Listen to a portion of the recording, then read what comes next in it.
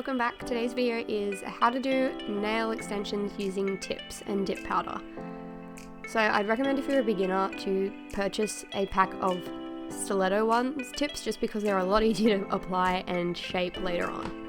So I have just sized it up to the nail. I've already done the other 9 because otherwise it would be a long video. So I'm just going to very lightly buff the surface of the nail and apply my dip prep. This is just a dehydrator and it's just to help with adhesion of the tip to your actual nail.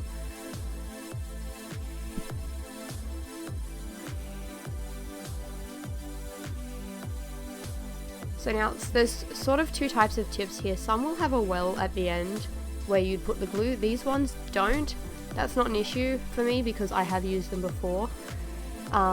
But it is just something to look out for. It might be easier to start out with ones that do have a well there for your glue. So I'm taking my KDS glue that I got on like Amazon or something and just applying that to the edge of the tip where I want it to adhere to my nail. Now you want to make sure you don't add too much or too little. It takes a bit of practice, but you'll know when you do it whether you have the right amount because it will either stick or it won't. So now I'm just going to press down quite firmly for about 5 seconds and then it will be stuck on pretty well. I then just go and squeeze the side walls of the nails a bit just to make sure that the edges of the tip are actually adhered and glued on properly. So there you go. Actually applying the tip is probably the easiest part of this whole process. Now comes the fun part. I'm totally joking, this sucks. Okay, I'm now just going to try and shape them as best I can with my nail clippers. So this is a little trick I used to get it to match the others and it was incredibly difficult to do while filming it. But you just want to make sure that they're approximately the same length as your other nail. It doesn't have to be perfect though because you do need to file it down to your desired shape later. So I'm just taking a 100 grit file and I'm just going to file down the side walls and free edge until I'm happy with the shape. So like I mentioned earlier, there's a whole bunch of different style tips you can get. If you're a beginner, I'd recommend purchasing stiletto ones because they do make your shaping a whole lot easier. They're pretty much already done for you and unless you want a perfectly square or rectangular shape, it's much easier just to use stiletto ones. My first pack I picked up were not. They were square tips and it would take me about 3 hours just to file and shape them all down to the way I wanted them. So yeah, highly recommend you get ones that are already shaped, especially if you don't have an e-file as well because that also makes things a lot easier.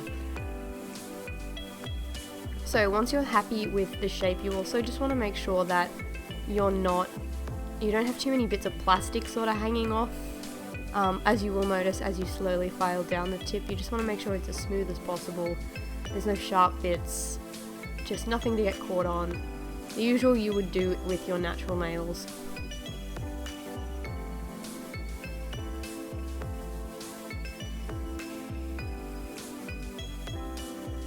Okay, so my camera cut off there, but you didn't miss anything.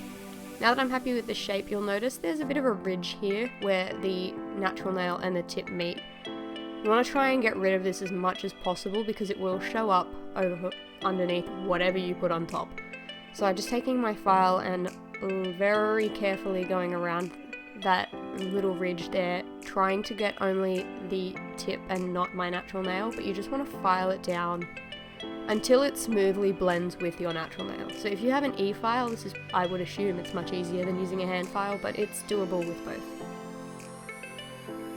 There we go, so no more ridge.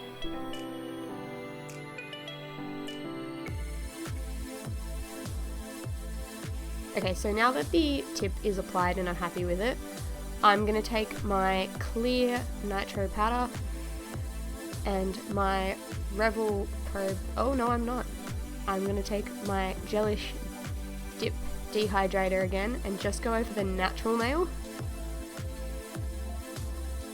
And now I'm going to take my Revel Pro Base. Really not a big fan of this. I'm trying to make it work though, but we'll see how we go in the long run. So I'm going to apply this in like a T shape. So I'm going to go just across where the tip meets the natural nail, and I'm going to do a stripe from free edge to almost the cuticle, and then just dip that in. That just sort of creates a lot more strength and an apex on these. If I'm being honest, I should have done that step twice and created more of an apex than I did, but I end up putting things on top of these anyway. So this just sets you up to put whatever you want on top. I highly recommend doing this step with clear powder, as it is a lot stronger than other coloured powders. You don't absolutely have to, but I would highly recommend doing these layers of clear underneath. So then my second layer is just cuticle to free edge, whole nail, base, and dip into clear.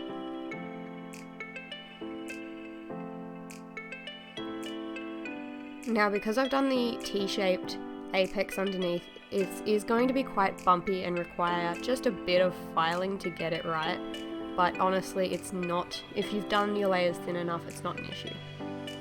So I'm just going in now with one last layer across the whole nail of clear.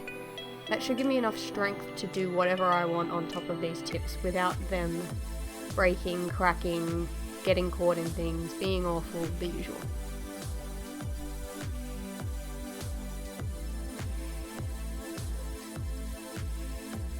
Okay, so I'm going to put the lid back on that, brush off the excess from my nail, and then we get to the really not fun part. So I'm now taking my gelish dip activator. This will harden the powder and get it ready for filing. So you want to apply quite a generous amount here, make sure you get the whole nail, do not miss any bits.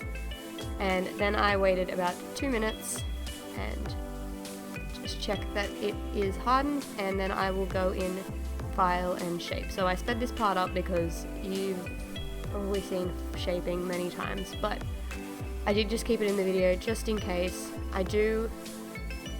Look, honestly the only thing I'm really doing is making sure it matches the finger on my other hand in terms of shape and length. It's not anything special with this set.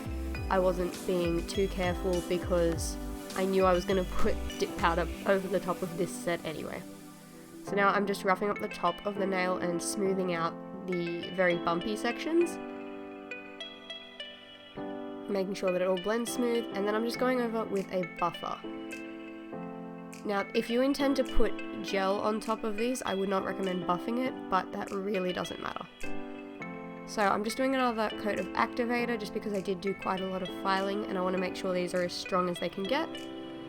And there we go. A full set of nail extensions with tips and dip powder.